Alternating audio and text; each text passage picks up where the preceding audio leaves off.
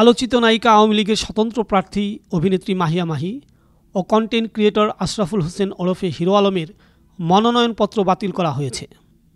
৩রা December রবিবার সকালে যাচাই বাছাই শেষে তার মনোনয়নপত্র বাতিল করেন জেলা প্রশাসক ও রিটার্নিং কর্মকর্তা।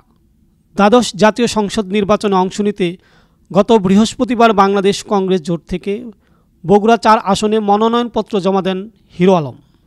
ঢাকা ১৭ আসনে উপনির্বাচনে অংশ নেওয়ার সময় হিরো আলমের মনোনয়নপত্র বাতিল করেছিল নির্বাচন কমিশন। পরে আপিল করে প্রার্থিতা ফিরে পান তিনি। এর আগে বেশ কয়েকটি নির্বাচনে অংশ নেওয়ার ক্ষেত্রে প্রতিবন্ধকতার মুখোমুখি হন আলোচিত এই কন্টেন্ট ক্রিয়েটর। ২০১৮ সালের নির্বাচনে প্রার্থিতা ফিরে পাওয়ার জন্য হাইকোর্ট পর্যন্ত গিয়েছিলেন তিনি।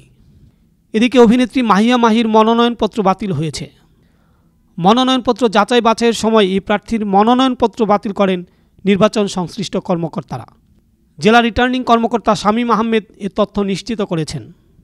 মনোনয়নপত্র বাতিলের কারণ হিসেবে বলা হয়েছে, নিয়ম অনুযায়ী আসনের মোট ভোটারের ১% স্বাক্ষর লাগে। মাহির মনোনয়নপত্রে ৩ জন ভোটারের নমুনা পাওয়া যায়নি। এছাড়া একজন ভোটারের ঠিকানা ভুল দেওয়া আছে। ওই ভোটার চাঁপাইনবাবগঞ্জের নাচল উপজেলার বাসিন্দা, কিন্তু তার ঠিকানা রাজশাহীর তানোর উল্লেখ করা হয়েছে। ফরিদুল ইসলাম অপু, আনন্দ টিভি।